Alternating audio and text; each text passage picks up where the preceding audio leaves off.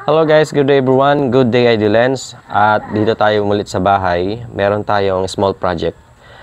Kasi meron tayong ihihingin tulong sa inyo mga Idolens. Baka alam ninyo. So balig, inakabit na ng kapatid ko yung battery ng kanyang motor. Bagong bili yan. Anong brand yan? Victory. Victory. Kung maganda rin yan. Parang gawa din ata ng Dayway kasi same sila ng style ng branding. Ano?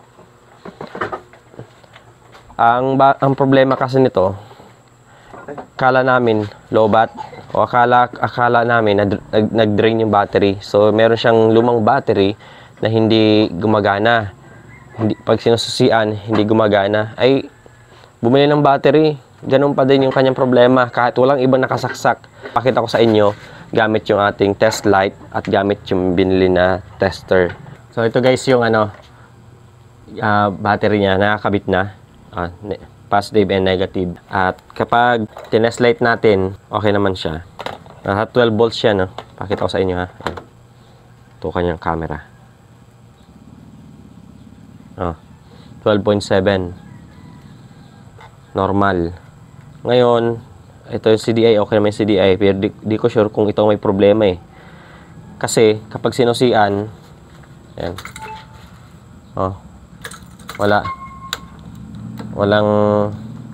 Walang kuryente. Pero kapag sinipa, natutukan mo yung dashboard niya. May kuryente.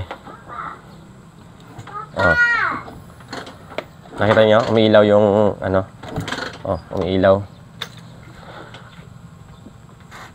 Pero wala siyang wala siyang kuryente katakaon. Wala talaga. Tapos ngayon, yung fuse okay naman. Ito yung fuse. Sa pag-test ko kagabi, meron naman siyang kuryente yung dumadaloy sa wire. Minadaluyan siya. Lagyan natin sa negative. Ito yung test light natin.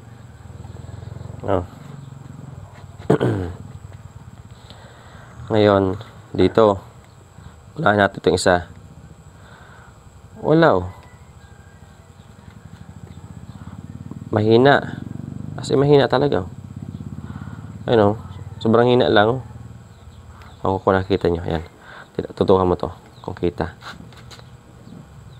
Meron Kita? Mahina. Dapat ganito siya Tapos dito, mahina din. Ano kaya problema nito? Ano problema nito mga Idolens? Ayun. Wala talaga Meron siya sobrang hina lang